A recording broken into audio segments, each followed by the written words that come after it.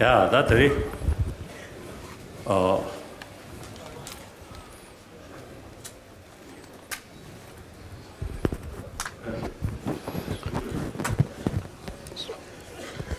So today,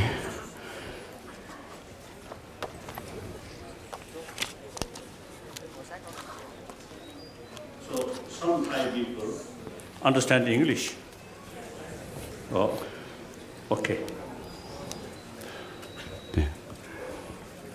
Yeah. Oh, this is first time explanation about Buddha Dharma, particularly or especially for Thai Buddhist brothers sisters. I'm extremely happy.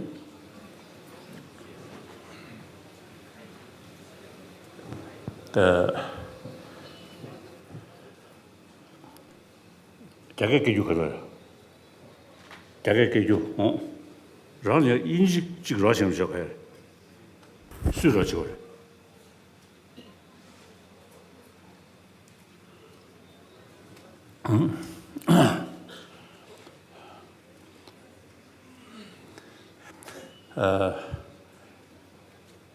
In mid-60, I had opportunity having sort of a pilgrimage to Thailand. And I very much impressed your country, Buddhist country. Of course, there are other sort of follow of other faith also there, but basically Buddhist country, a lot of Buddhist temple, a lot of Buddhist statue, and a lot of monk.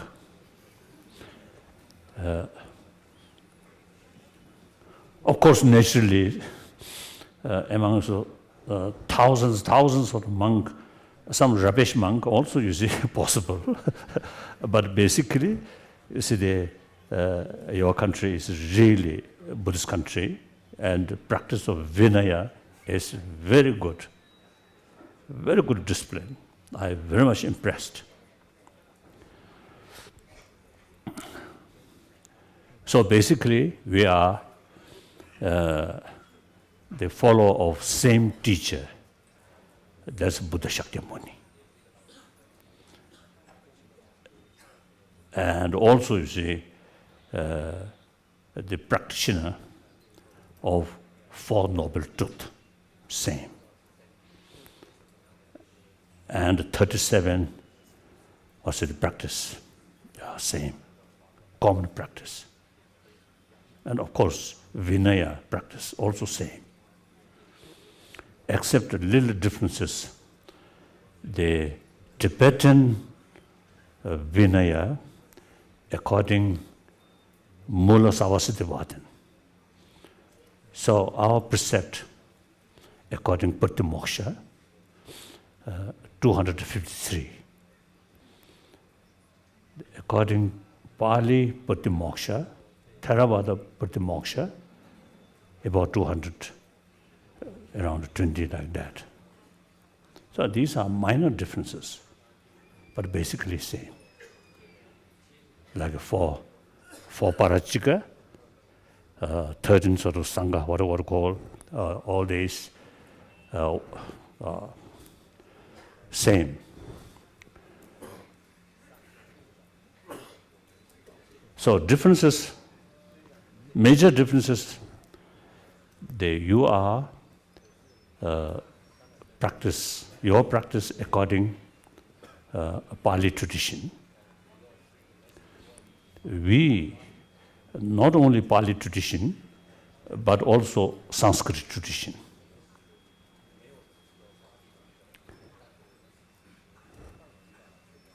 So Sanskrit tradition is concerned, of course, after Buddha, firstly, it's a Takshashila Buddhist institution developed. Then later, the Nalanda institution develop. So most great masters of that institution, Nalanda institution, these not only Buddhist scholar, but also is a top scholar of Sanskrit sort of language. So many of these scholars, like Nagarjuna, Aryadeva, Arya Sangha, all these top scholars, they are writing mainly in Sanskrit. So 8th century, on the invitation of Tibetan Emperor Chisung Dezen, they were one of the top scholar or master of Nalanda institution, Shantarakshita, came to Tibet. He established Buddhism. He as a monk. So Vinaya practice, Pali tradition there.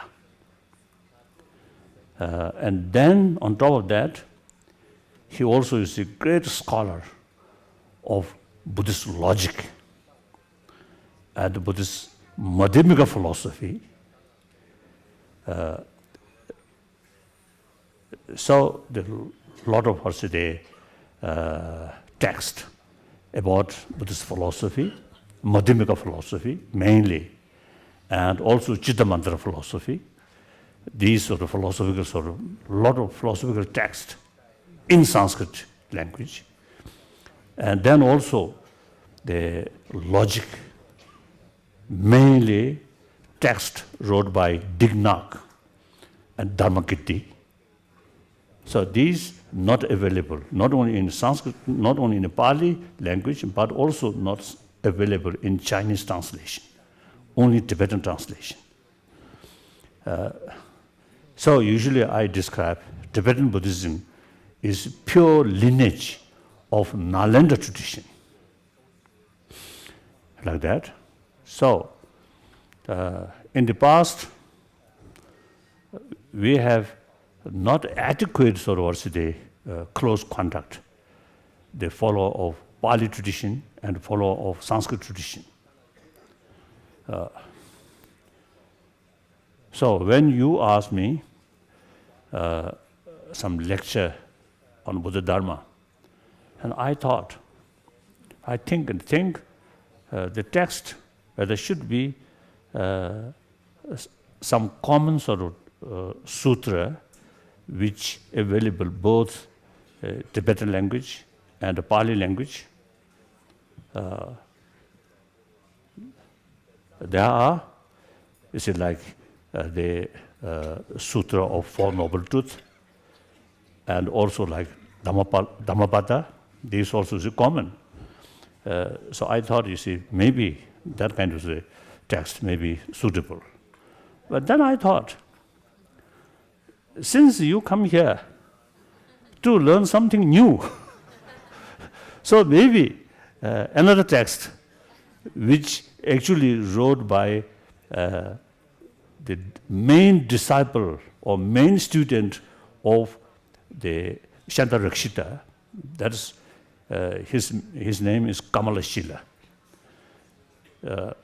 great scholar, Madhyamika philosopher, as well as great logician. So many his writing in Sanskrit. As his teacher, he also invited by Tibetan emperor.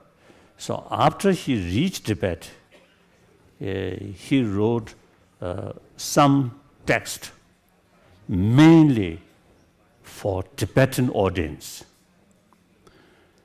So I choose that text, maybe new. So you can say, after return from here, oh, some new ideas, new Buddhist way of thinking. So you already have the text? Okay. Okay, good.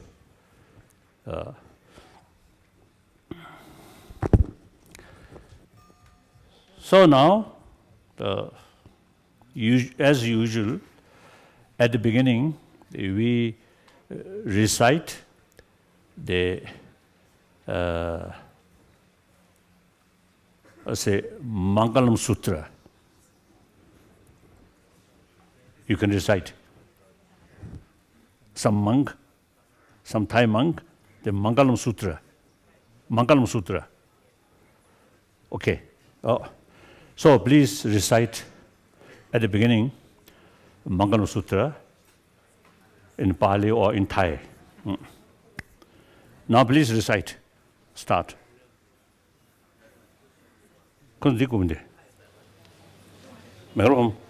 Thai.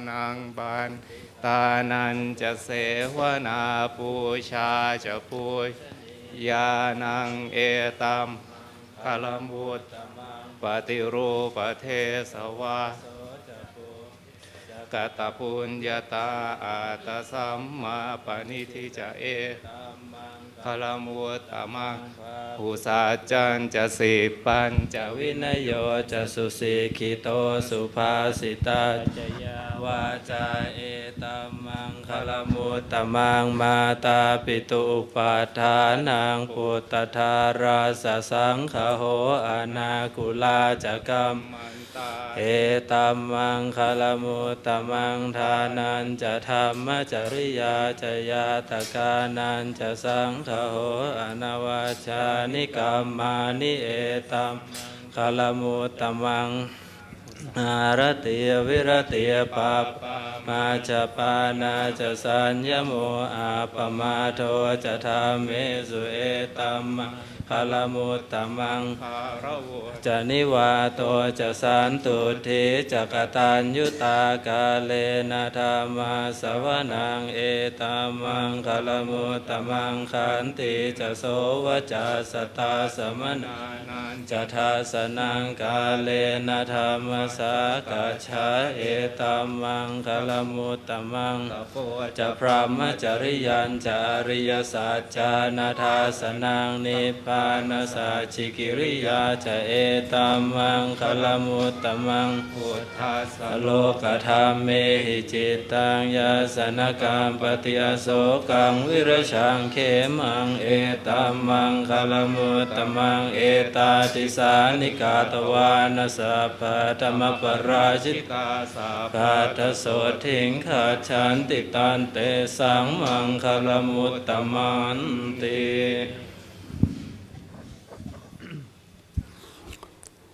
Thank you. So,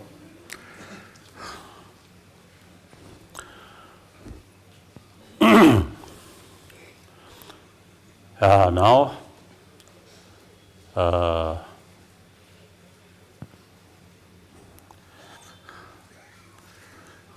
perhaps many Tibetans. So I speak now Tibetan. Simultaneous translation. No. Yeah. That very day, and then Nangbe, that YouTube. So today here, from a Buddhist country, where there's especially the very strong practice of Vinaya, such as Thailand, Cambodia, Burma, which are very good.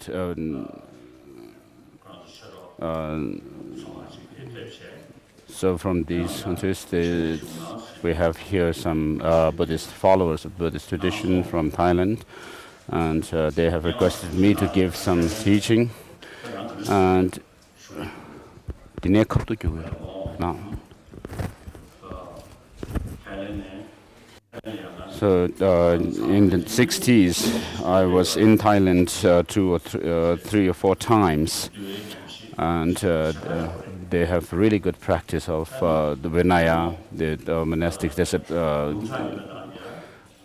code of conduct. Of course, out of the thousands, tens of thousands, hundreds of thousands of monks, there may be some who are like a disgrace to the Dharma, but on the whole, the Vinaya practice is really good. So when I was in Thailand in those years, I also went on a begging round of and I had felt that perhaps during the time of the Buddha, the tradition was like this. The monks went on alms round like this. So they practice. They do their practice based on Pali tradition, whereas in Tibet, the Tibetan Buddhist tradition is mainly follows which is founded by Master Abbot Chandarakshita, who was invited by the Tibetan king Chisung Detsen. And Master Chandarakshita was a great practitioner of Vinaya, great Vinaya master, and so which is common to that of the Pali tradition as well. And on top of that, he was a great scholar of the Abhidharma, which is in the Abhidharma Sanskrit tradition. And similarly, he was a great scholar of logic and epistemology. And so he founded a new sub-school within in Tibet. And so I usually say that Tibetan Buddhism is a pure lineage, following the pure lineage of Nalanda Monastic University. The text that I am going to teach here, in the beginning when they requested me to give teaching, I wondered what text I should use. There is the Dhammacakra Sutra, Dhammacakra Parvatana Sutra, and we have it in Tibetan as well as this is also in Pali. So, but then on a second thought, because they are coming here, I thought that with great interest, I thought that maybe if I teach a new text that they have, which is new to them, it may be good for them to learn something new. So the text that I've chosen is by Master Kamalashila, who was invited by the Tibetan Emperor just as it was exhorted to the king by Chandarakshita. And he, of course, he wrote many texts when he was in India, and then in Tibet, he wrote the first, second, and third books of the stages of meditation. And so I've chosen this text for this teaching. And so the Tibetans and also the people from Ladakh, Lahore, Spiti, Kinnaur and so forth, as well as the people from the West. You have heard this teaching many times, so you are quite familiar with, familiar with this text, because you have received the teachings on this many times.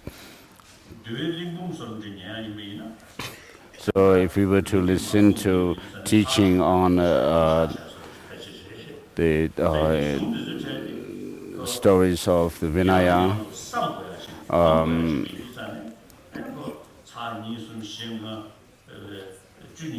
maybe we can listen at once, but then here, with regard to the teachings like this, where it may not be a repetition to give this teaching again, because we have to emphasize on the practice, listen and apply, reflect on the teaching and meditate on it many times, over and over again.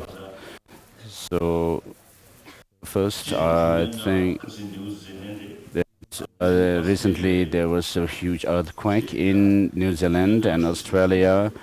They had really great natural disasters such as flood and because of the rain, and in Australia, this earthquake in New Zealand, and then in Japan recently there was this tsunami, and there was huge destruction. And on the whole, Japan is a Buddhist country, and personally, so because of this natural disaster that happened in Japan, there's nothing much we can do, but we can pray for them. And yesterday we had monks and nuns gathered from the monasteries around Dharamsala, and also I gave message down to the big Tibetan big monasteries in South India to recite the Heart Sutra, and so we also did here. So we have to make prayers for the dead,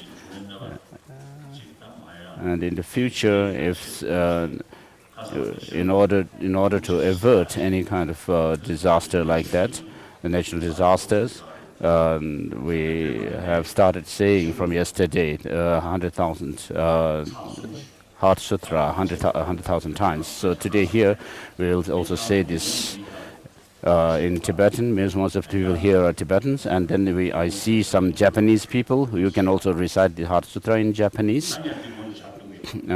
So first we'll have tea. So blessing for the tea. Number mimba samekab namda shingla chubar shu. So please tea.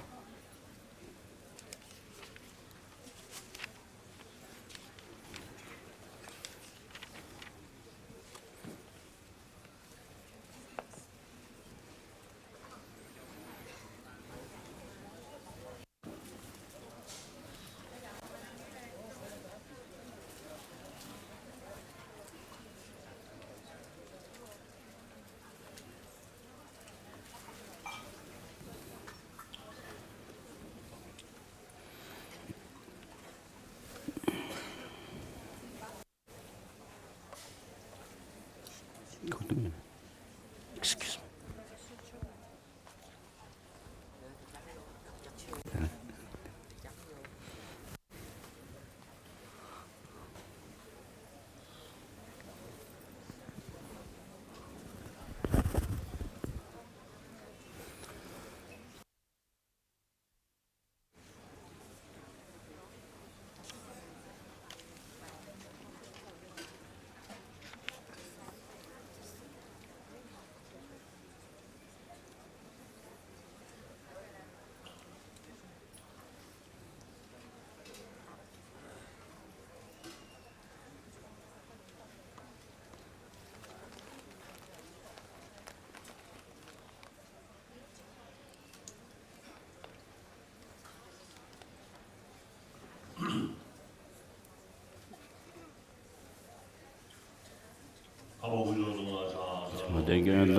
Heart Sutra.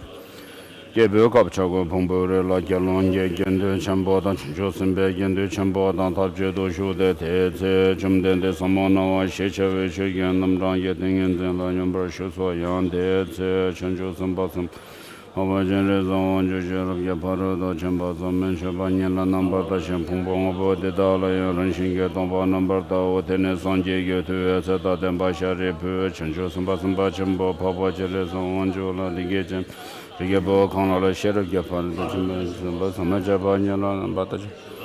Cha de Gajam Bata Chanjo, Semba, Samba, Champa, Champa, Papa, Wanjona, Digan.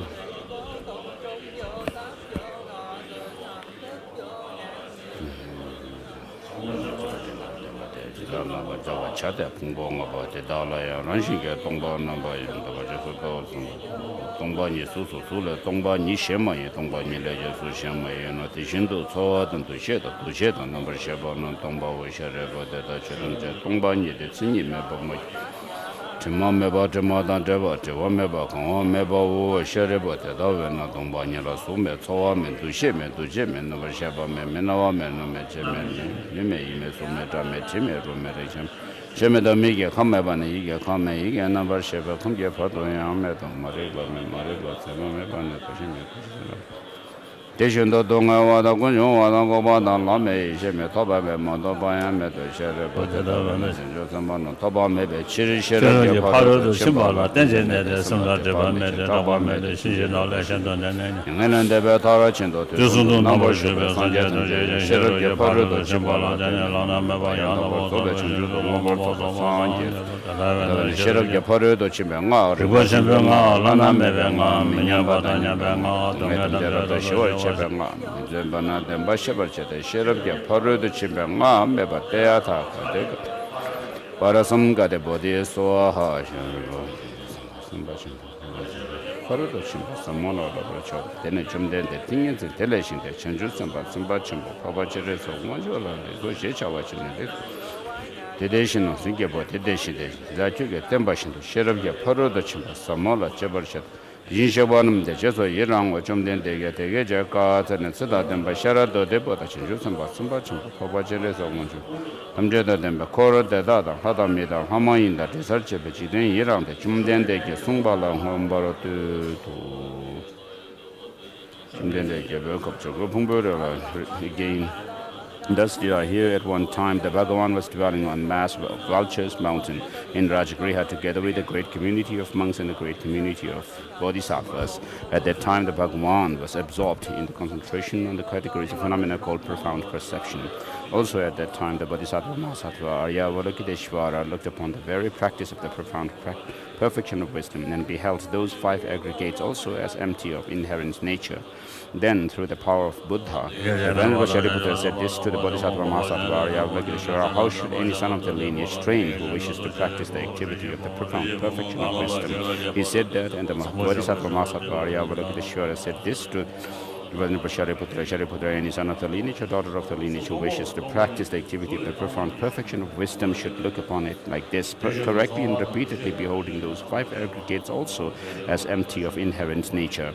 Form is empty, emptiness is form, emptiness is not other than form, form is also not other than emptiness. In the same way, feeling, discrimination, composition factors, and consciousness are empty.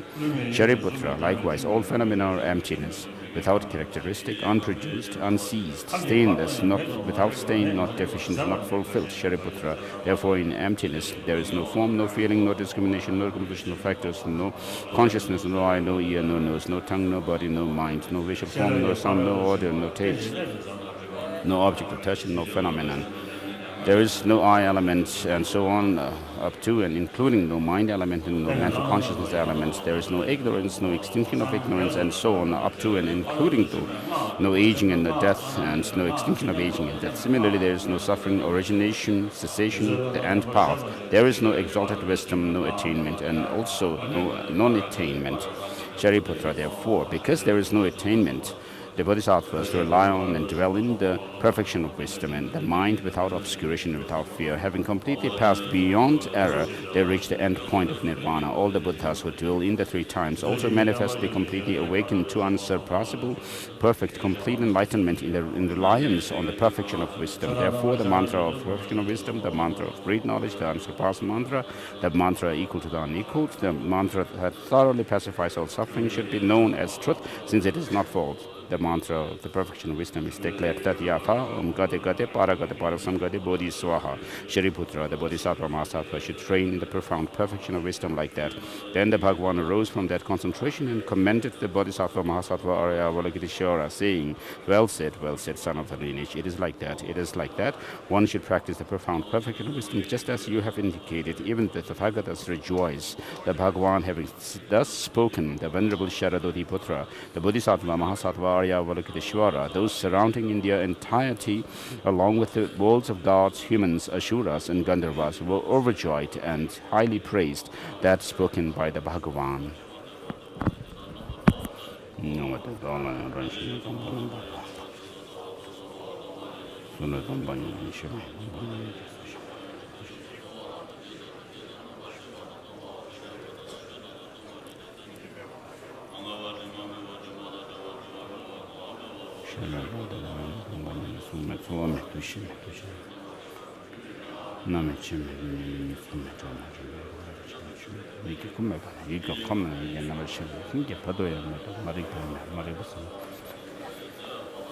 대신도 동아와다 군중와다 고바탄 라메 이시메 토바메 토바야메도 셔레버데 다웨는 선반은 토바메베 지르셔럽게 바로도 침발하던 전에 나테바메 자바메데 친절로데 신도되는 양알레데베 타라 친도 대순도 나바쇼베 선제던제 셔럽게 바로도 침발 다버도바 친절도 오버도바 선제소 대다원의 셔럽게 바로도 그리고 침병아 라나메베가 미냐바다 냐병아 동네 통신도시 Zimbabwe then was shepherd to the sheriff of the Chimbala and the Bataka, Paraga, but the body so high. The monologue, then the Jum, then the thing that is using for so much who was in the Summon, the situation in this sort of to give potentiation, to give potentiation, the condition. The issue one of the David caught and sit on the sheriff of the people. 문제는 몇거든. 좀된 되게 So let's do the mantra with the clapping. Don't just some yakad them by chop it up the chair. Robert never to show.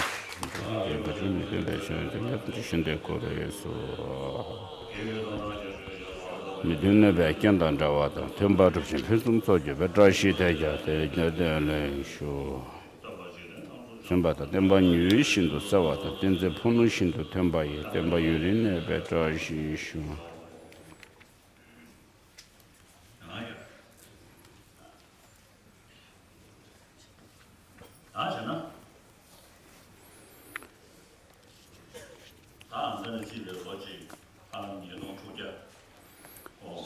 So, 2000 or around 2,600 years ago, the great unequaled teacher Shakyamuni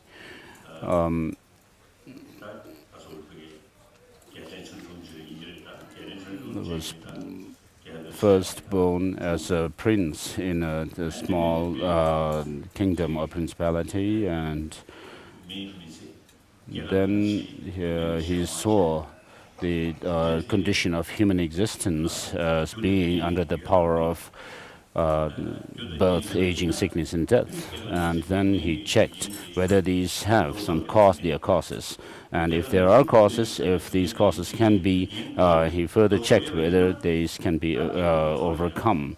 And if there is a way out of this condition, to overcome the causes, then by putting effort in the principles, the practices, he saw that there is the path that leads to.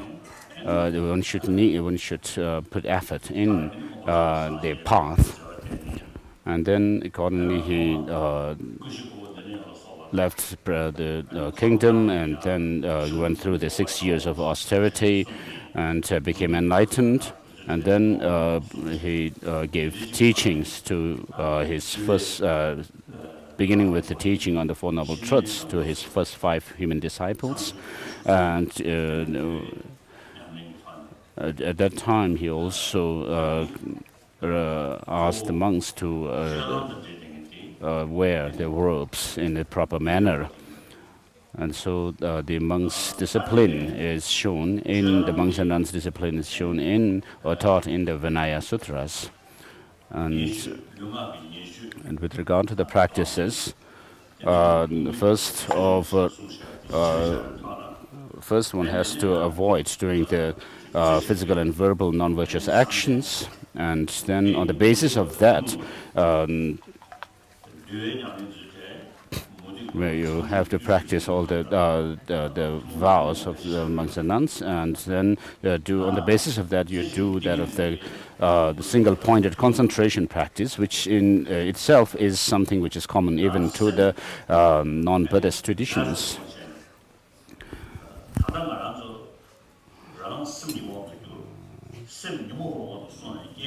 So our condition now is such that we are rather overpowered by our delusions, And our delusions themselves are, we are under the power of our mind, and our mind is rather overpowered by delusions. So nobody wants suffering and unhappiness, but because of ignorance, we create suffering to ourselves. As it is said by Shantideva in his Bodhicharya Avatara, although they want to avoid or overcome suffering, they run after the causes of suffering. Although they want happiness, they destroy the causes of happiness, like destroying their own enemies.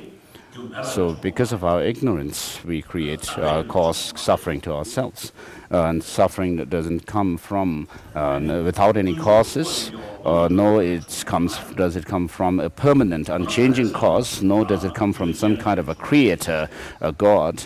But what Buddhism teaches is that suffering comes from from its own causes and conditions. So suffering and happiness, what causes them, and whether our suffering can be eliminated or overcome, and whether there's something which is the freedom from the suffering can be attained or not. And so accordingly, what the Buddha taught is the Four Noble Truths, which becomes the object of our scrutiny, our examination.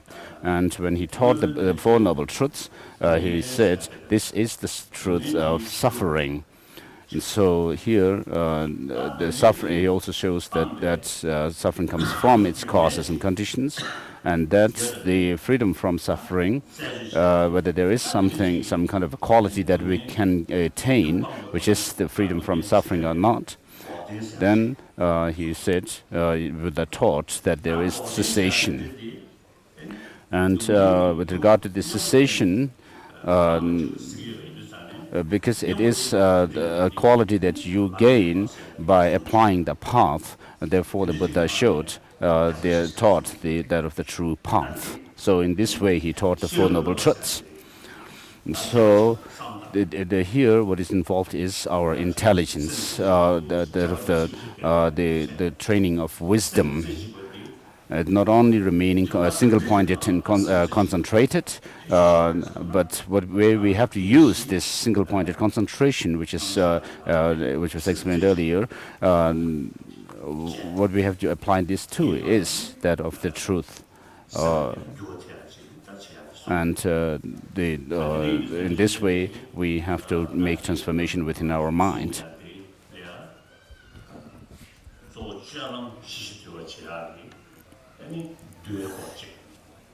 So there is a practice within the teaching of the Buddha. There are practices for the practice of morality, and then to overcome our distracted mind, to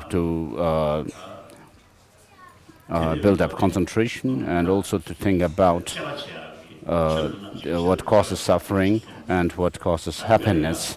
And therefore we need to do examination of the truth of things, and therefore we have the three trainings, those of the training of morality, training of concentration, and training of wisdom.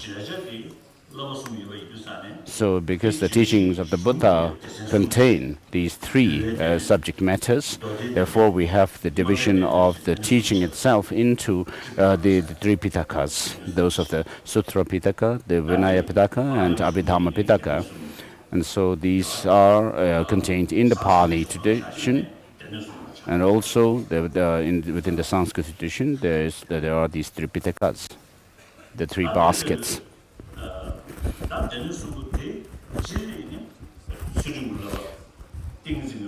So in regard to the three trainings, in general, with regard to these three trainings, and particularly when it comes to the practice of wisdom, of course, the practice or cultivation of wisdom is also there in non-Buddhist traditions, Hindu traditions, so forth. which are based on the theory of self or Atma or soul theory. Whereas, so these kind of philosophical traditions existed in India in the past as well. And now the unique feature of Buddhism, of course, with regard to the practice of morality, there are those of the non-Buddhist practitioners who keep chastity. For example, if we look at the Jain practitioners of celibacy, sometimes we might find them to be doing greater in practice of morality than Buddhist bhikshus. And then with regard to the single-pointed concentration, it is also, as I said earlier, is common to the non-Buddhist traditions. And then with regard to wisdom, certain aspects of the wisdom practice also are common with the non-Buddhist traditions. But the unique feature of what makes the Buddhist practice of these three trainings unique is that in Buddhism, these are based on that of the understanding of selflessness. So out of a major religious traditions, 10 or so major religious traditions in the world, Buddhism is unique in that it teaches that of the selflessness. And based on that, the path, system of path that we tread is taught. And on the basis of that, how we overcome that of the grasping at a self, true self, is taught so that we reach the goal of enlightenment or nirvana. And so with regard to this unique understanding or wisdom of selflessness, for that, so we do our practices based on this unique understanding of selflessness, and for that reason, that of the concentration, single-pointed concentration, is also practiced within that understanding to.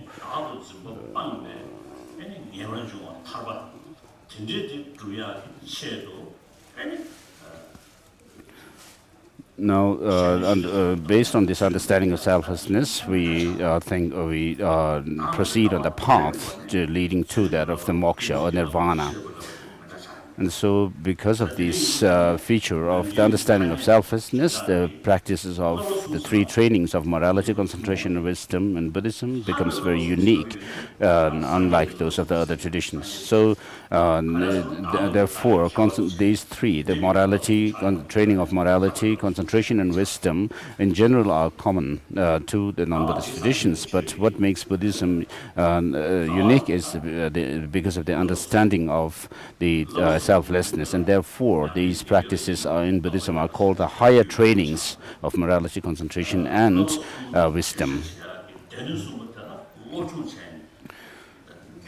So what we have to practice are these three, the morality, concentration, and wisdom, higher trainings of these three. And then for that, what we need to study are the three Pitakas, the three baskets of Sutra, Vinaya, and Abhidharma. In Tibetan, we have the Kanjur texts, which are the translations of the words of the Buddha, and so we have over 100 volumes.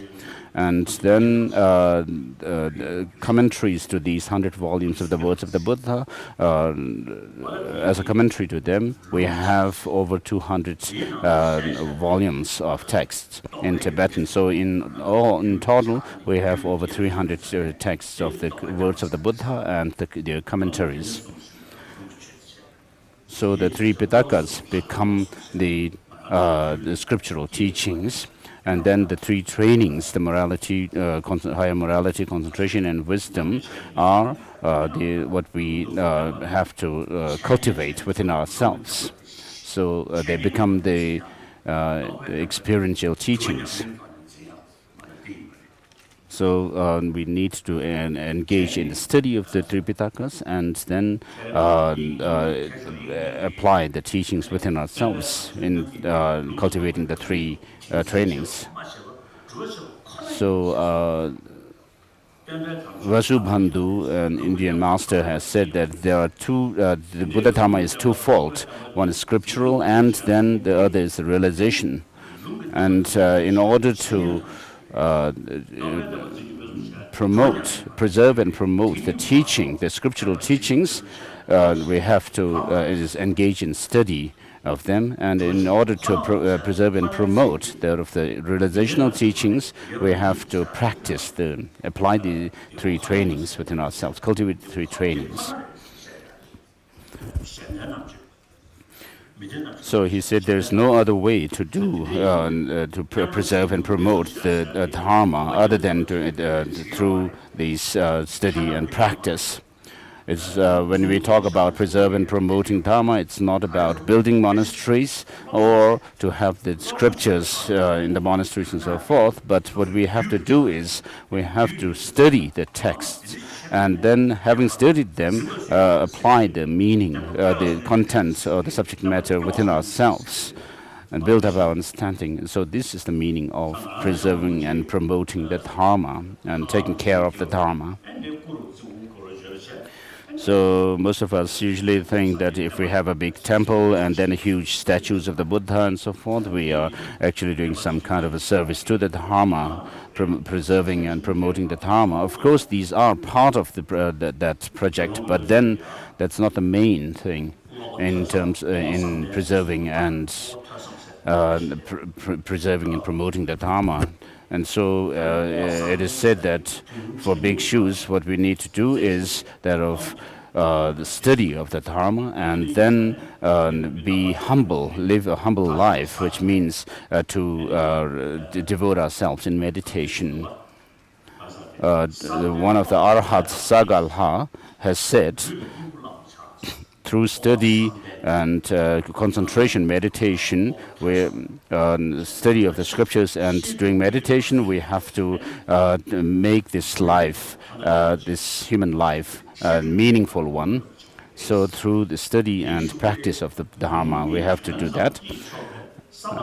And he says that do not be satisfied, merely satisfied with the robes, wearing the robes on your body. Sometimes we find people who wear the robes, but they are not really monks, and so that's not really good. It's actually causes decline to the Dharma. In Tibet, we have this the system of the practitioners of the Dharma are divided into twofold. Two, which are those of the monks who keep celibacy, and then there are the other group is that of the tantric practitioners who wear the white robes and keep hair. And so in the Sakya tradition also there were those of the masters who were called the Karbonamsum, which means the great three masters in the white robes. And so out of the five patriarchs of Sakya tradition of Tibetan Buddhism, two of them were monastics who kept celibacy. Sajja Pandita was one of them, and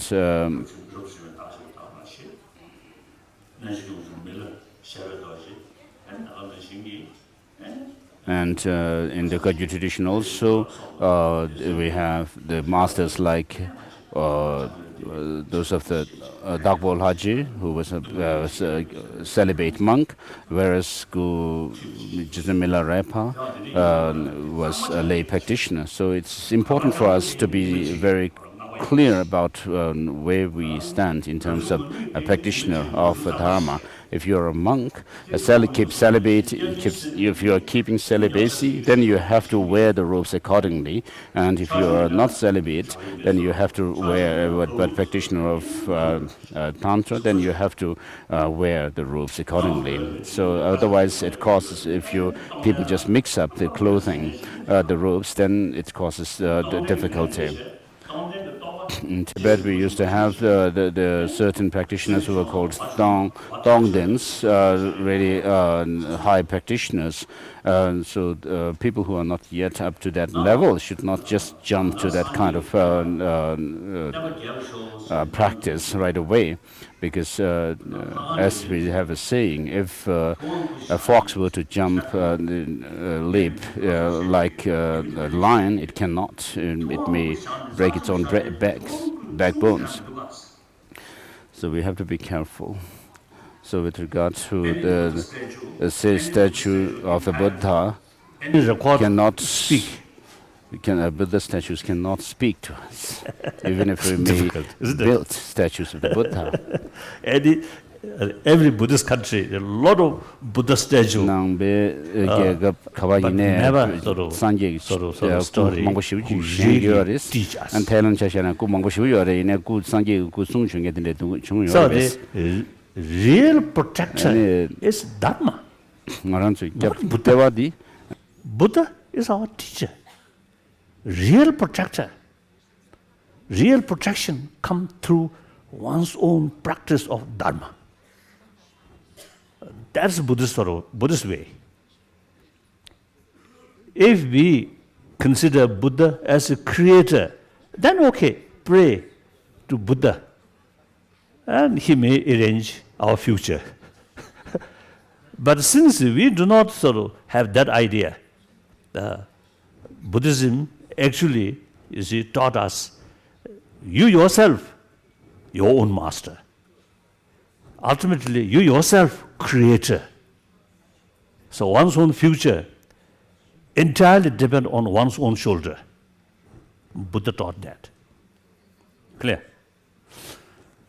So,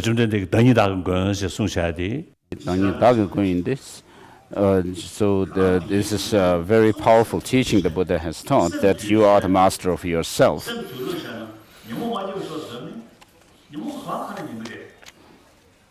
So in order for us to tame our mind, we need it cannot come about just through prayers. Our delusions will not at all listen to our prayers. So therefore, it is very important to develop the three trainings: the morality, higher morality, concentration, and wisdom.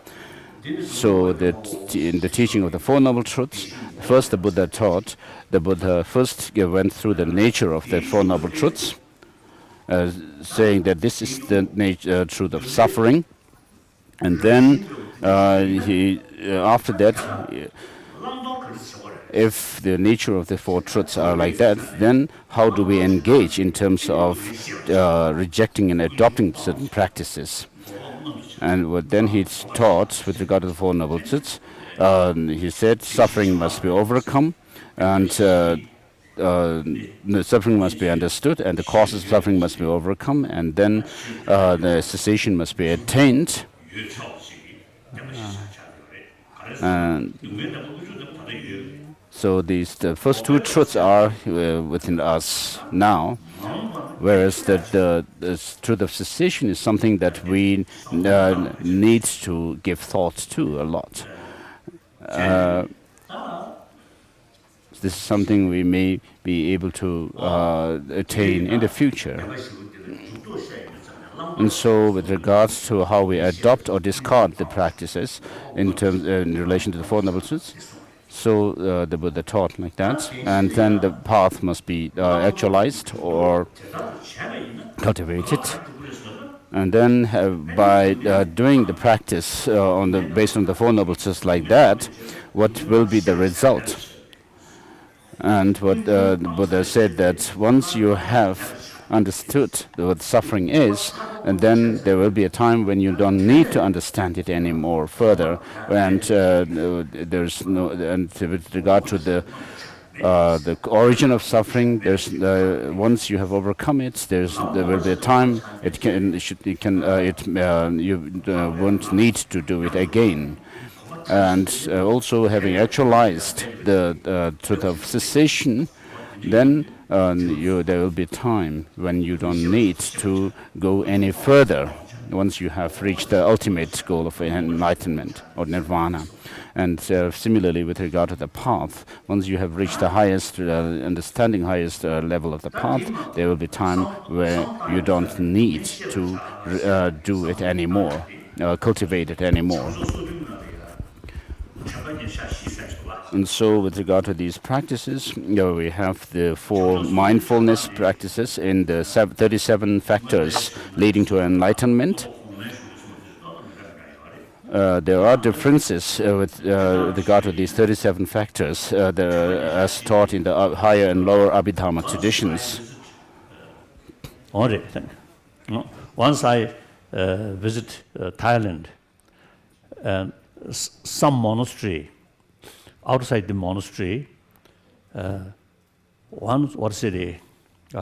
picture of dead body. One day, a sort of very fresh dead body. Then a few days, after a few days, after death, few days. Now already the body become blue and a little bit sort of swelling, like that. So then, after a few months, after a few weeks, very terrible.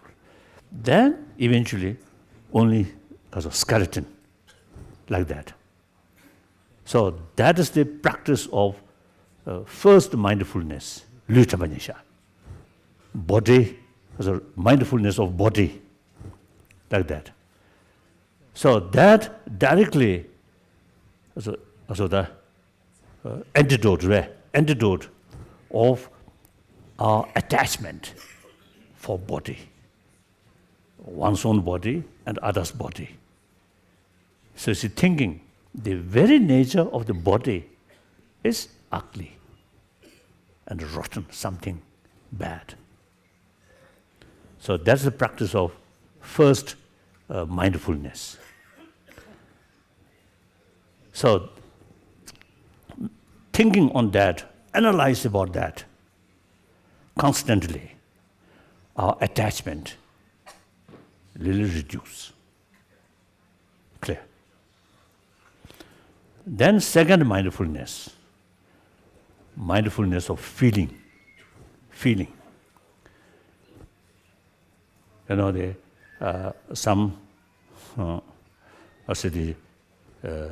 pleasure feeling comes, attachment comes, pain comes, anger comes. So, feeling, generally, feeling causing the attachment, desire, and detachment. Something, not only detachment, but something against that. Aversion. That leads anger.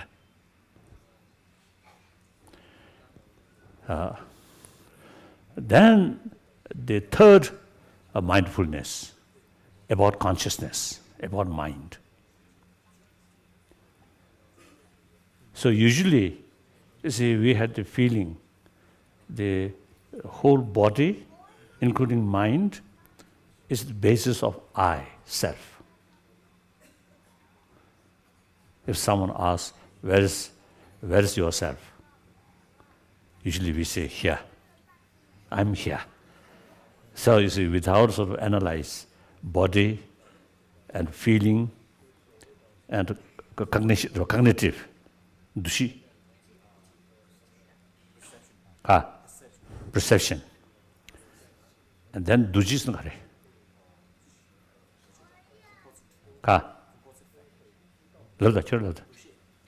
Duji. Then mind. So first, mindfulness, analyze about this body. Then second mindfulness about the feeling. The third mindfulness about mind. These are becoming subtler. Body, very rough. Very gross. Then feeling, a little subtler. Then the the mind or consciousness without feeling some kind of neutral state of mind, more subtle. Now here, unless we make some effort, usually our mind, something like, you see, something like clear water, the very nature is clear, clean, right? Clean, but a lot of sort of muddy things. Now, so we cannot see when you see the water become much sort of the muddy way, muddy. Oh, a lot of sort of dust or something. We cannot see the clarity of the mind. So our mind, just you see, meditate on the mind without attraction of attachment, anger, all these things. At that moment, even you see, even avoid like faith or wisdom, simply you see, try to look what's mind. Just a feeling, mere illuminate luminosity.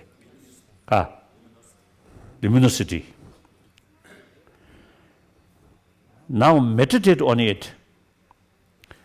Firstly, from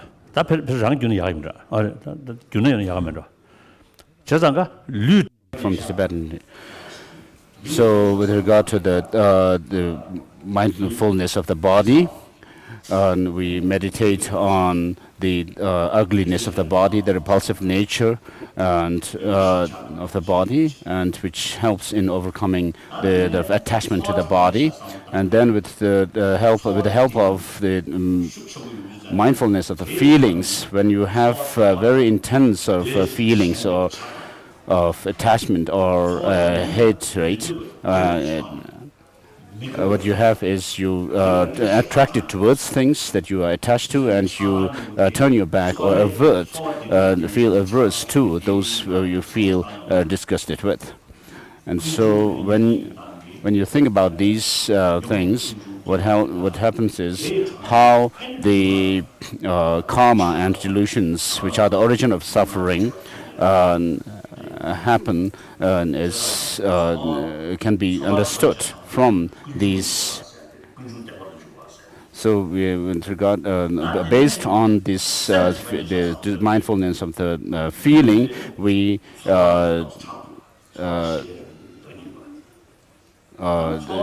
move into the understanding of the origin of suffering. And then when your mind is rather in a neutral state, without having any kind of attachment or anger and so forth, then you go into that of the meditation on the mindfulness of the mind. So when you think about the luminous nature, just the mere luminosity or nature of the mind, it is there even during the awakened state, as well as during the sleep and during the dream state, and also at the time of our death. And so this continues on. So when you think about that, you might think that this self, or the notion of self, it can be pointed to this mind. So, of course, within the philosophical systems of Buddhism, some schools do say that the mind identify certain aspects of the mind as being the self. But then, so if you think that this mind is the self, the person self, then you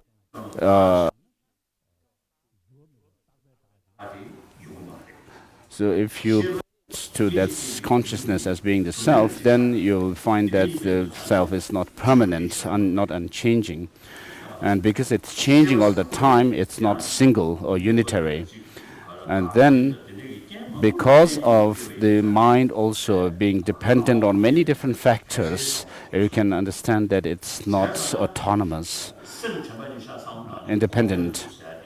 And therefore, by meditating on the mindfulness of the mind, you enter into that of the understanding or the cultivation of that of the cessation. And so, on the basis of this understanding of the mind,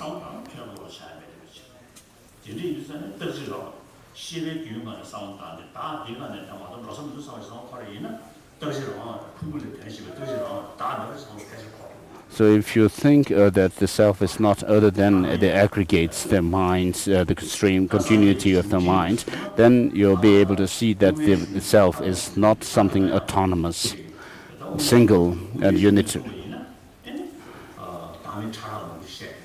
In the there are many different the degrees of subtlety of the self, selflessness.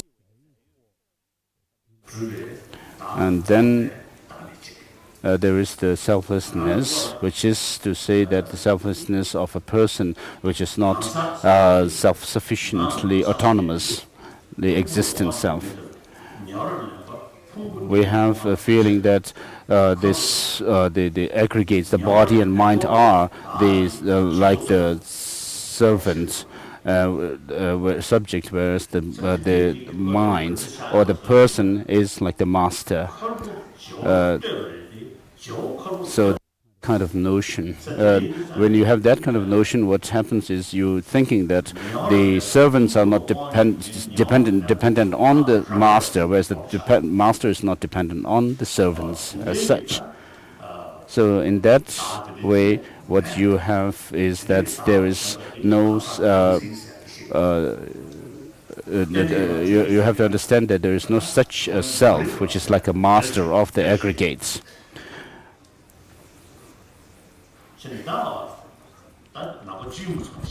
So this is from what the Buddhism in general teaches. And so by meditating on the mindfulness of the mind, you will gain some understanding of selflessness, and therefore you enter into the practice of that leading to that of the nirvana. And the desire and hatred on the mind, which arise through based on the feelings. And if you are able to think that there is a state of mind which is neutral, without any kind of desire and attachment, without sort of attraction towards the objects of desire and aversion towards those which you hate, you can understand that there is the neutral state of the mind. And so you will be able to understand that so long as the mind, the mere luminosity is there, there is time when there is no attachment and aversion. And so because of that, you can understand that these are the just temporary. And then also, if you are able to understand, bring up an insight, thinking that these attachment and aversion have their own antidotes, and then you'll be able to see that you can put an end to the attachment and aversion, and maintain this mind, the neutral state of the mind. And therefore, I think perhaps through this kind of experience, you may be able to lead yourself into that of the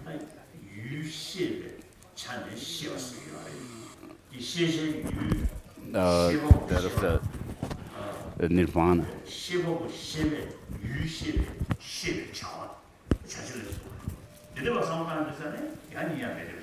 And then you're left with this mere luminosity and awareness nature of the mind, and this itself is also dependent on its objects.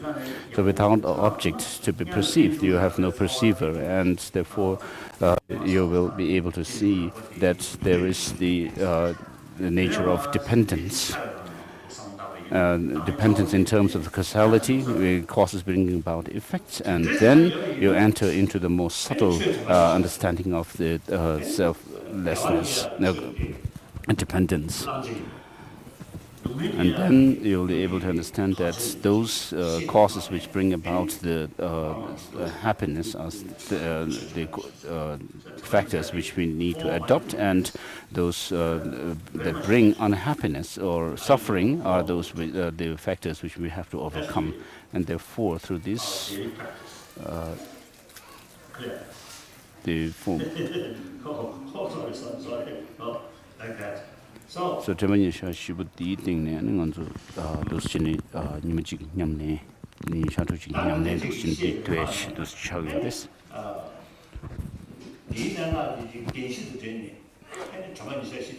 So, on the basis of based on the Four Noble Truths, if we practice the four mindfulnesses, and of course we will put some effort, and therefore, and then there will be the four abandonments, the perfect abandonments or exertions, adopting those which are positive and discarding those which are negative.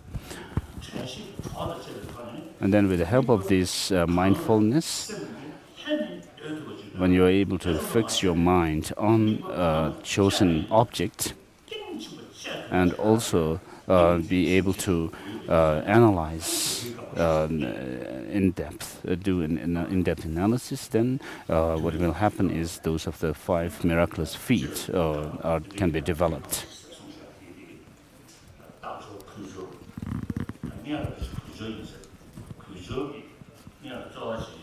So first you have to put some effort consistently, and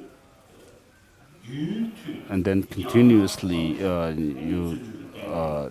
you put your effort continuously like that. And sometimes for some people, because of their karmic imprints from the past, they will be able to have developed clairvoyance. And then you have the five faculties. The five faculties and five powers are a matter of degrees of the development of these factors.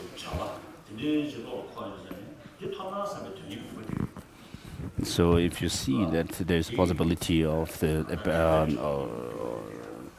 of overcoming the suffering and the causes, then you will develop some enthusiasm to engage in the path. And through that you will be have the enthusiasm to develop single-pointed mind. And then there are the sevenfold paths to enlightenment. And then with regard to the eightfold noble path,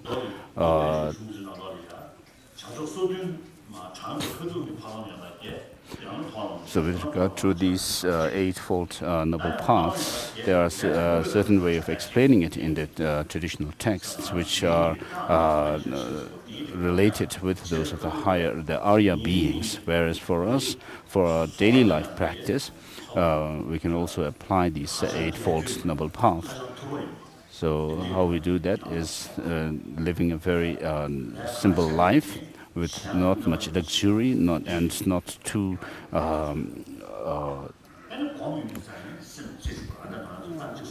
poor facilities. And then on the basis of that, you also develop that of the concentration, and then you put effort, and then you do analysis, which has to do with that of the right view. And also within this, there is the understanding of the 16 aspects of the Four Noble Truths. So these are, so the right thought is included in the that of the wisdom, the training of wisdom. And then these eightfold path can be also divided into the three trainings of morality, concentration, and wisdom, like that.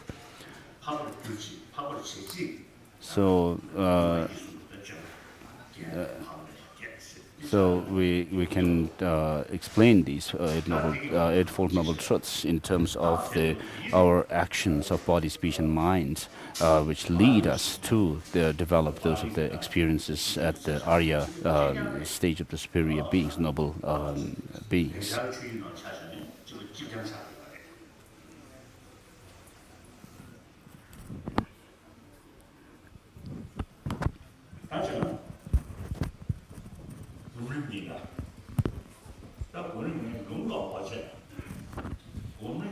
So we'll go through the middle stages of the meditation. I'll not give a reading transmission of the text as such, but so the title of the text says the stages of meditation. So the title, the meaning of this is meditation. Meditation here connotes that of familiarizing your mind with the object that you meditate on.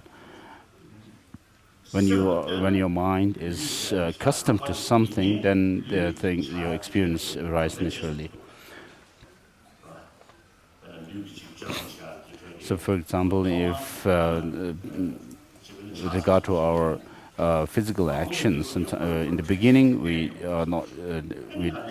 don't have the habit, but as it becomes habit, it becomes easier. So, for example, in the case of making prostrations with the body, in the beginning you have some difficulty, but as you get used to it, it becomes easier. And so, similarly, with regards to the mind, whether it's a bad state of the mind or negative and positive state of the mind, the mind follows those habits. For example, with regard to our knowledge, in the beginning we have to learn the alphabets, A, B. We are not able to learn it immediately. So you have to be introduced to the letters. Saying this is A, this is B, and then you have the memory of those letters, and then later on you'll be able to see, oh, this is A, this is B. And then slowly what happens is that because of our familiarity with these, we're able to say this is A, this is B, and so forth very easily without much effort. So whereas in the beginning we may need to do some analysis, put effort in it, things, but then as it becomes a habit, it becomes much easier. That is because of our familiarization with them.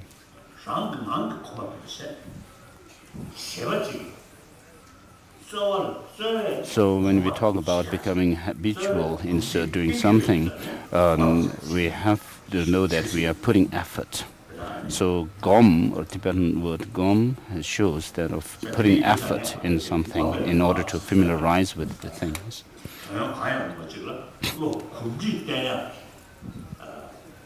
So the stages of meditation or Gombe Rinpa shows that we have to put effort in order to become familiar with the things that we try to cultivate. So for example, with regards to cultivating faith or compassion, what we have to know is that the mind itself becomes that nature, the compassion or faith. In our text, we find mention of meditation in terms of shenam and dhanam. Shenam means that whatever you are meditating on actually becomes your experience. For example, compassion and faith and all this becomes the nature of the mind itself. Whereas if you meditate on impermanence, for example, of a thing, what you are doing is you are taking the impermanent nature of thing as the focus of your meditation, and your mind as such does not become that impermanence that you meditate on, but you take that aspect of that object on your mind, and you familiarize your mind with that aspect or the object of meditation. So that is called dhanam, or the taking on the aspect of the object.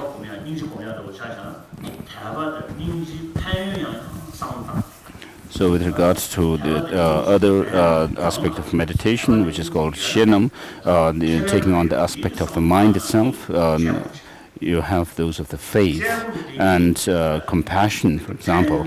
You have to think over and over again by seeing the benefit of cultivating compassion and faith.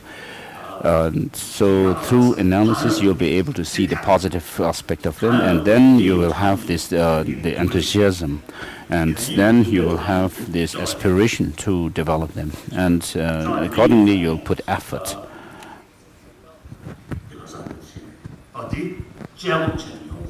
So these have to be developed through analysis, analytical meditation. So first you develop enthusiasm and then aspiration to develop it, and then you put effort in developing compassion, for example. And when you have a certain degree of compassion, intense, then you just focus your mind single-pointedly on that meditation. And so what we have here is, what we have to do is use both those of the analytical meditation as well as single-pointed meditation.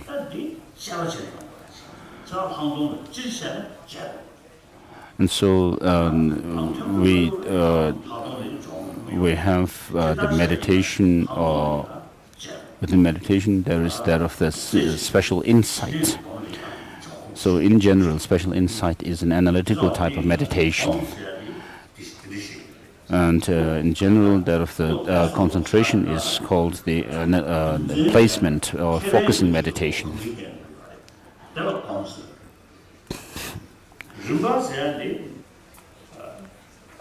So GOM or meditation shows that we have to familiarize our mind with the object that we meditate on.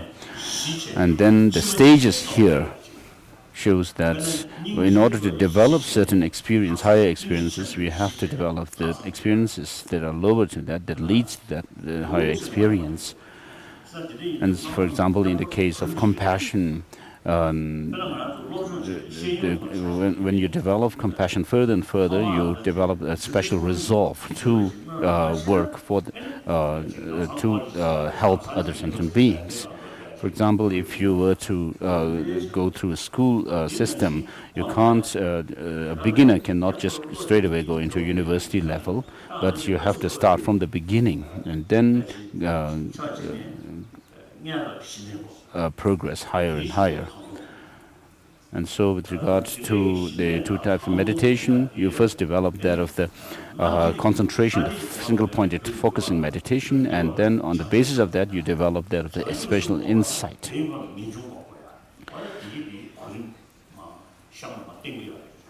And then this text also shows that in order to develop bodhicitta, this altruistic spirit of awakening, you have to develop compassion.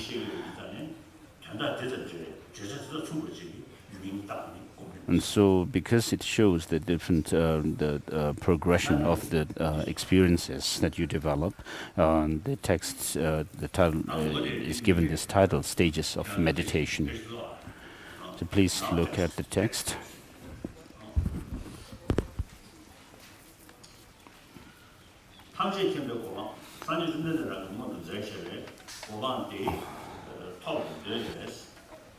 I shall briefly explain the stages of meditation for those who follow the system of Hanya. The intelligent one who wish to actualize omniscience extremely quickly. So this means that someone who who's curious about what causes and conditions leads to that omniscient state of Buddhahood,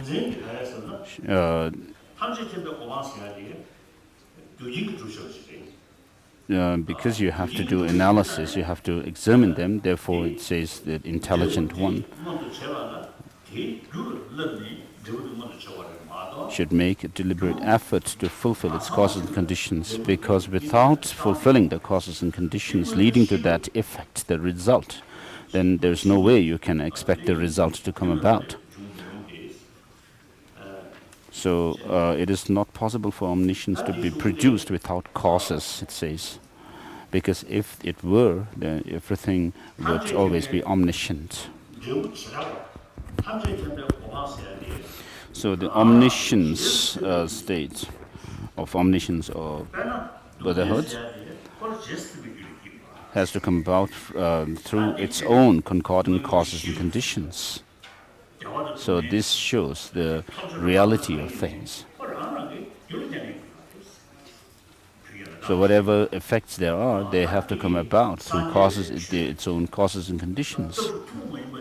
So the unique understanding or the view of philosophical view of Buddhism is that of causality, the dependent origination, which means that without causes and conditions you cannot have effects or results. So effects come about only through their causes and conditions. So this shows that of the dependence in terms of causality.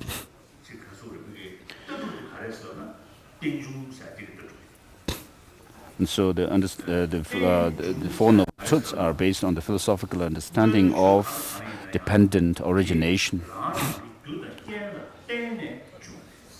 So what this shows is that whatever the effects there are, they come about through their causes and conditions.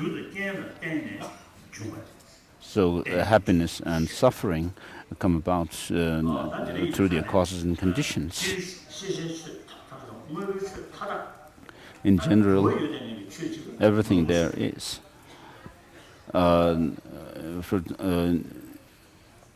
Whatever is produced through causes and conditions, they are termed as functional things. And then there are certain phenomena which do not have any kind of production or function. And they are called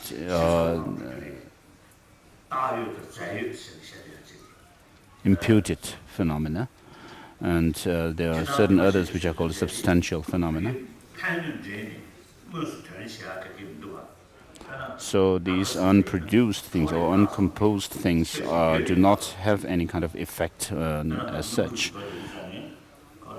For example, the empty space, the vacuity there is in the space, because of which the aeroplanes are able to fly. Otherwise, if there is some kind of obstacle that to which the aeroplanes would get obstructed, then they cannot fly through the space. So there is this.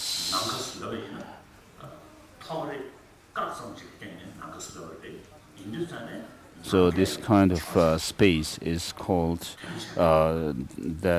space which is absence, the mere absence of obstruction.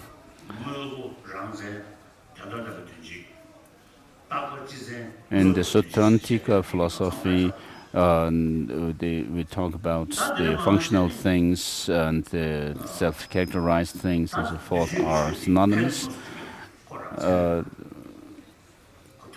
This makes sense. And then in the case of the Vaibhashika school, certain things are like a vase or a pot. Once they are broken with a hammer, then we lose the perception of that object. And so they are called conventional phenomena. And then there are certain other phenomena which the Vibhashikas call the ultimate analysis, ultimate existent phenomena, which ultimate truth, which includes such things as the indivisible particles. So however much you may break up the thing, you cannot come to a point of the ultimate, any further parts.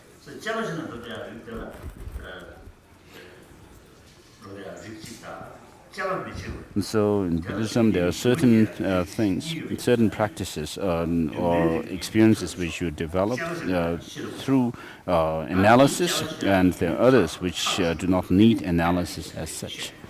And therefore we have on the basis of these two levels of understanding, you have the two truths. And in the Sanskrit tradition, there are many different explanations of these two truths. As I said earlier, the Nalanda masters such as Nagarjuna and Asanga and so forth, they explain these two truths. So there are a lot of things that we can give thoughts to in their teachings. So things do not come about causelessly, nor from any permanent cause, nor from any kind of a creator, accidentally, but they come from causes and conditions. So on top of that,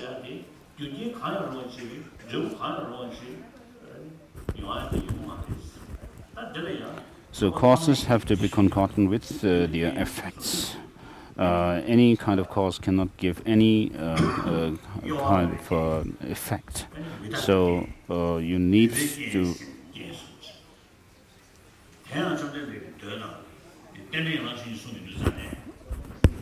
Asanga talks about the unwavering cause and the potential cause. And then Buddha also says that because this that exists, because this arises, that arises. And because this is there, that arises. So this shows that things do not come from any kind of a creator with its own intention,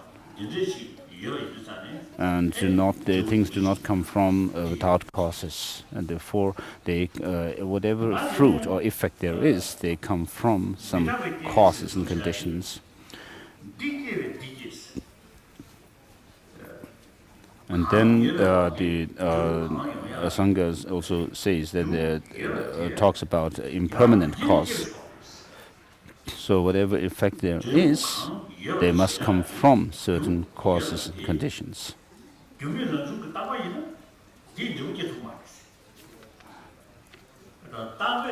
If the causes themselves were permanent, then it cannot give rise. They cannot give rise to any effect,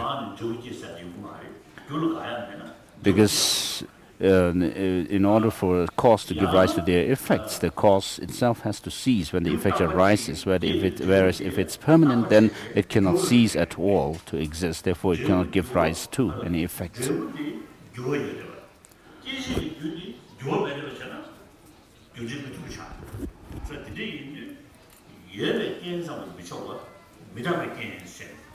So it's not enough just to have a cause and conditions, but then the cause has to be impermanent. So therefore, the sutra says, because this arises, that arises. And so this shows that causes are impermanent.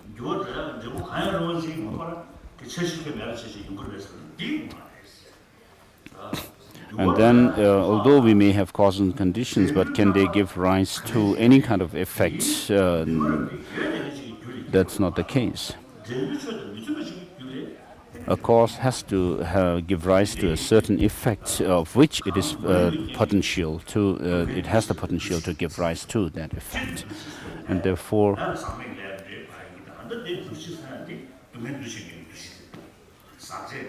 So in the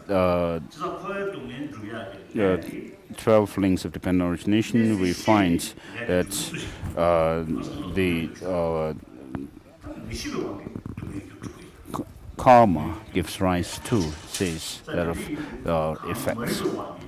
So the ignorance gives rise to that of the karma. And here karma here refers to that of the karma giving rise to suffering in samsara. So this is something unique to the teaching of Buddha. So when we say this, that this is unique, we are not actually criticizing or the theistic religions.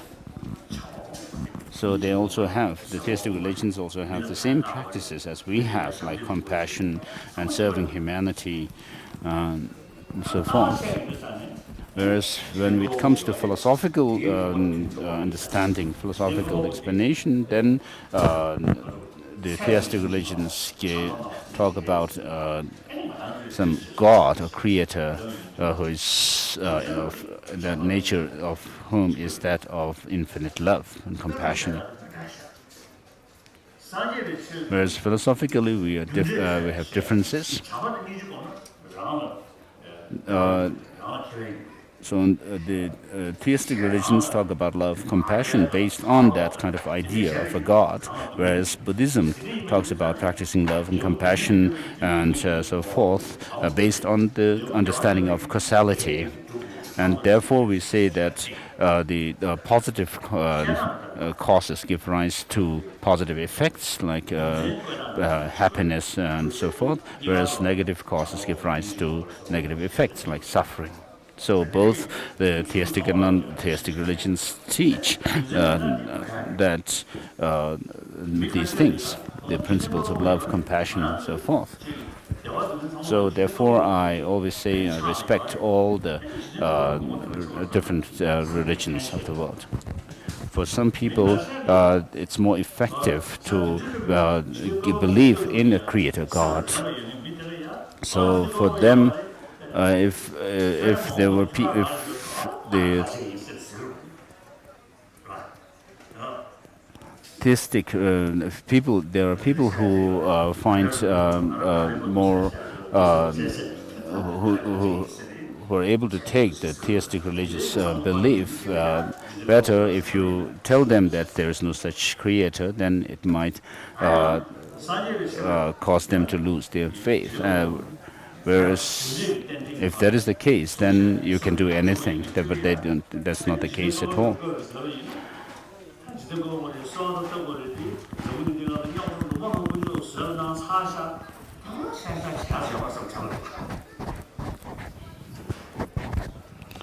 Whereas there are people who don't have the tendency to believe in a creator God.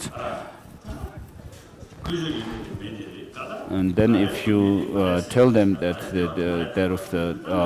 that they should believe in a creator God, they may not be able to do so, and instead, they might think that if God created everything, then God has created so many suffering, unwanted things in the world.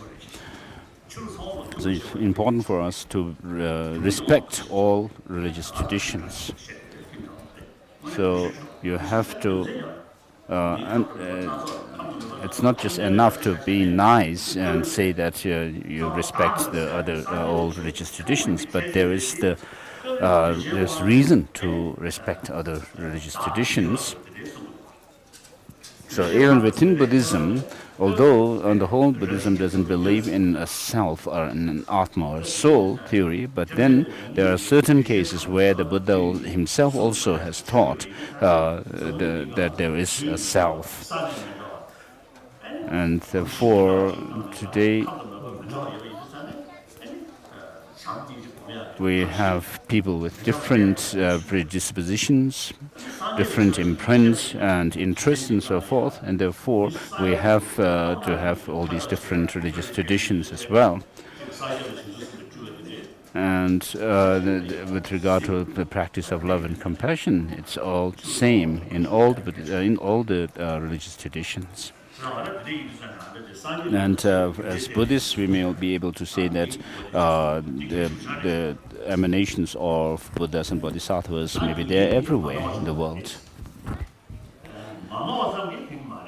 And so the text says that if the causes have to be the unmistaken causes, but not only that, it has to be a complete cause.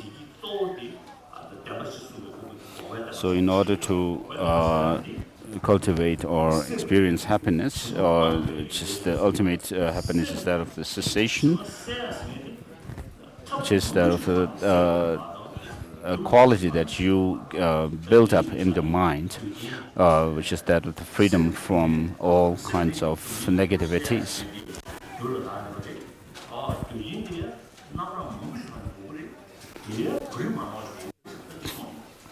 So in order to eliminate the negative conditions and causes that causes unhappiness or suffering, we have to cultivate the causes that bring about the cessation, and it has to be unmistaken and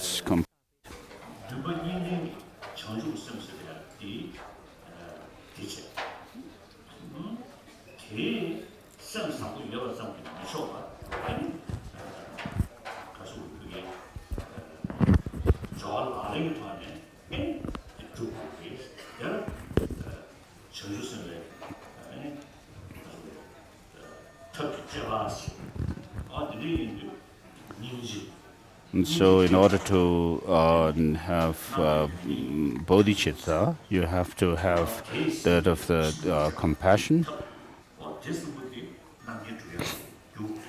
So bodhicitta comes from the cause of compassion, and then it has to be helped by that of understanding of selflessness, and therefore you have those of the method and skillful, the wisdom, the method and wisdom to reach that of the omniscient state. So with regard to that of cultivation of compassion, so generally you have to have suffering beings. So from your experience in relation to those suffering, from your own experience, you'll be able to see that suffering, when you see others suffering, you'll be able to see that this is not something I want. So from your own experience of not wanting suffering for yourself, when you see on others suffering, then you feel that you would have the wish for that person or to be out of that suffering, and that is compassion. And then, whereas when you see people and beings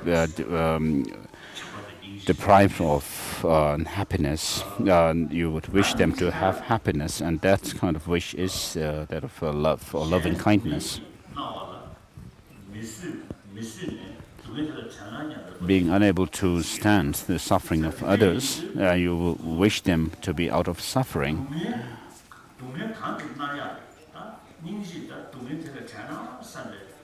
And so what you are thinking here is that may that sentient being be free from that suffering, and therefore you have to understand what that suffering is. And the Buddha, after having taught the First Noble Truth, saying this is the truth of suffering, and then he went on to say that you have to understand the cause of suffering.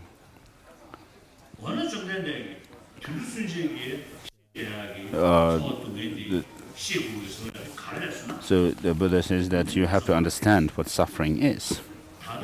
So the suffering here, by the suffering here, the Buddha is not just referring to the obvious painful experience,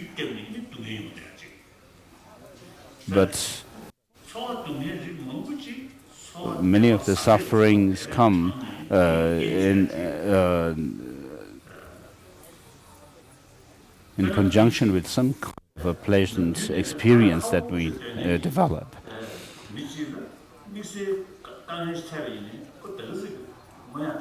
If you see a person, if there's a person who usually has lots of suffering, but when that person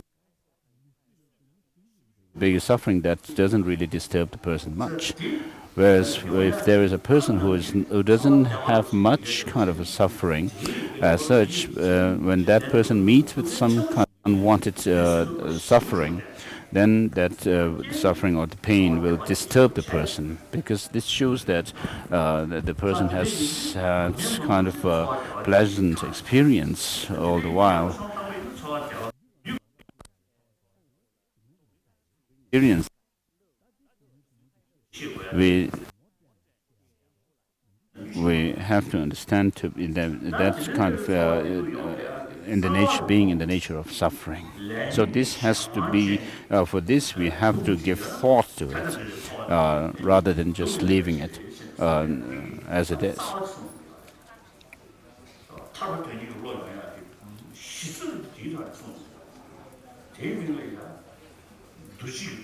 And then there's a deeper level of suffering, which is called the conditioned existential suffering. And therefore, with understanding of this kind of deeper level of suffering, we develop that of the wish to be out of that.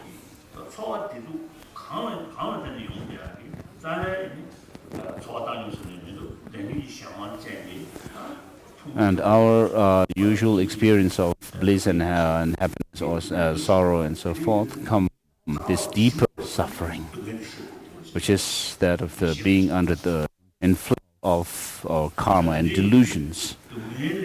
So the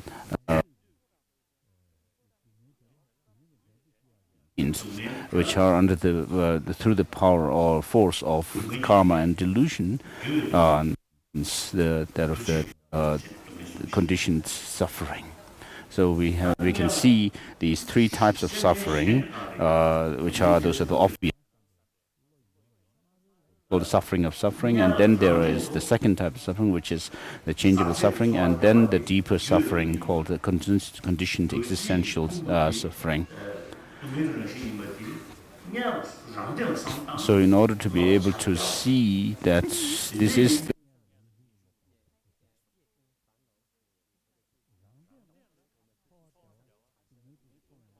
suffering based on ourselves, within ourselves. Because without being able to acknowledge this kind of suffering that is within ourselves, then you won't be able to think about the suffering of others and wishing them out of suffering, this kind of suffering. And therefore, in order to develop compassion, in order to cultivate compassion, you have to use your own experience of the suffering, and therefore you have to first understand these three types of suffering within yourself. And once you are aware of these three types of sufferings within yourself, then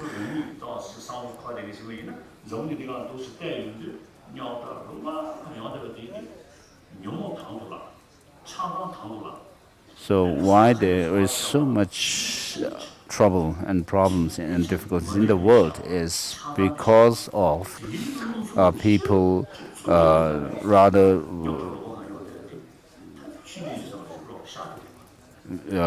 being passionate about engaging in the negative emotions of desire, attachment, hatred, and so forth.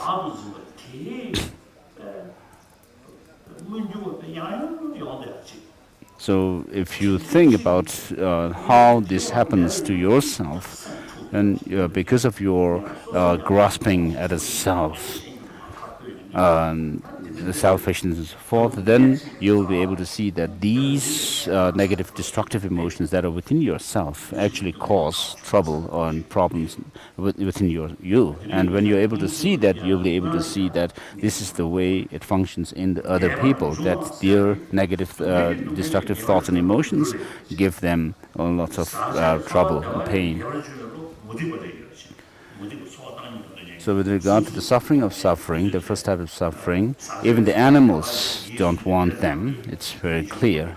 And then with regard to the second type of suffering, the changeable suffering, even the non-Buddhists feel disgusted with them. Whereas in the suffering that Buddhism talks about, when we talk about going out of suffering, we refer to the third type of suffering, which is the conditions. The conditioned existential suffering is the one which is the suffering that, as Buddhists, we have to understand that we wish to go out of. And so this is the unique understanding of Buddhism.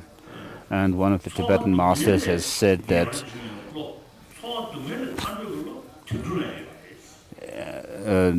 the wish to be out of the unpleasant experiences, suffering is there even in the animals. And then even the non-Buddhists have the wish to or feel uncomfortable with that of the changeable suffering, the samsaric changeable suffering. And then the physical and psychophysical aggregates, which are the result of our delusions and karma. And also because of that, we have this kind of psychophysical aggregates, which are the result of karma, and delusion has the potential to bring about future suffering as well. And therefore, this is the psychophysical aggregate that we have, which have come from delusion and karma, the result of those negative karma, negative thoughts and emotions and karma, and these psychophysical aggregate has the potential to give rise to suffering in the future as well. And therefore, this is the one which we, as Buddhists, have to think of overcoming. And see, if you understand that, then it will really move you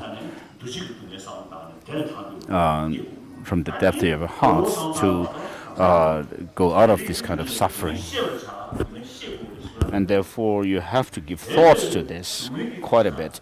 And therefore, when the Buddha said, taught us to understand the suffering, we have to understand it in this context of understanding this third type of suffering. So long as you're not able to overcome it, then you're not able to see that this condition as suffering, then you'll not be able to see the destructive emotions and the karma which brought about them as being our enemies. And therefore, the Buddha says that you have to overcome or eliminate the origin of suffering. So ignorance is the root of all destructive thoughts and emotions. So ignorance being misunderstanding, misknowledge of the truth, therefore it has its own antidote, that's counteracting factor which goes against it. So a certain state of mind which doesn't see the reality but sees it otherwise always has its antidote, which is seeing the reality as it is. So ignorance, for example, which is wrong about the reality, has its own antidote, which goes directly against it. As I explained earlier, this mere luminous nature and the awareness nature of the mind so long as that is there, at every occasion, as long as that is there, it's not necessary that we have to have grasping at a self of a person. Whereas when you are just absorbed in that luminous nature of the mind, the awareness nature of the mind itself as itself, then it's not necessary that you have to have this self-grasping. So self-grasping attitude is not in the nature or intrinsic nature of the mind itself, and therefore we can say that the understanding of selflessness goes against this kind of self-grasping attitude.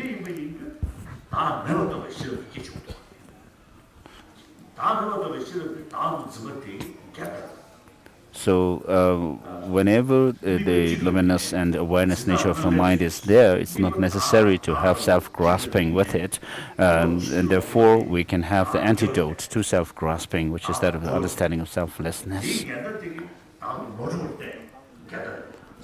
So understanding of selflessness sees that things do not have any kind of independent existence, and therefore this understanding and the grasping at the self do not go together. The understanding of selflessness goes against and as antidote to that self-grasping, and therefore there's a possibility for that of liberation or cessation, the true cessation. And when you see that there is this possibility, you would have the aspiration or the enthusiasm to develop that understanding of selflessness. And so as you develop further and further this understanding of selflessness, you're able to finally put an end to this grasping at a self, this ego grasping, and to reach that of the final cessation. And therefore, once you see these reasonings, you'll be able to have this wish or to reach that goal. And therefore, you would, in order to reach that goal, you would engage in the practices, the path. And so, with regard to the cultivation of compassion, we have, of course, the seed of that compassion. For example, you have, as parents, you have compassion or love towards your children. Even animals have that. A mother would always have its love and affection towards its child. So, but then this kind of love or affection is rather partial. Whereas the compassion that we are talking about here is that of an impartial compassion. So the partial love and affection happens in the mothers in relation to their children, thinking that you love the child because your reason to love the child is because it's your child, whereas this kind of love cannot be extended to your enemies. So the compassion that we have to develop here is whether the other person is doing something good or bad to you doesn't really matter, you would say. You would think that the other person, the others also do not want suffering but want happiness. So like me. So you won't think that of going out of suffering just because you are kind to yourself as such, but you want to overcome suffering because you don't want suffering and you want happiness. So similarly, not because the other people are kind to you or anything like that, but because they also, like yourself, do not want suffering but want happiness. They are same, like me, you can see, and therefore you would develop this attitude of wishing or wanting them to be out of suffering. So in this way, you have to develop this impartial, all-encompassing compassion. And so all sentient beings do not want suffering, but they want happiness. And then you can also think in terms of all sentient beings being helpful to you. Or so if you develop compassion towards all sentient beings, wishing them all to be out of suffering, you would collect huge merit. It is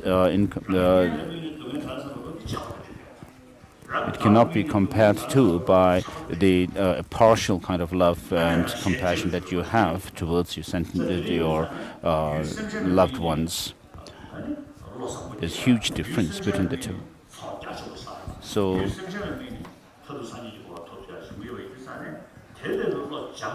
because you gain so much merit by developing compassion, feeling compassionate towards all sentient beings, what happens is you collect huge merit, and you would finally, at the end, as the end result of it, you will reach that of enlightenment.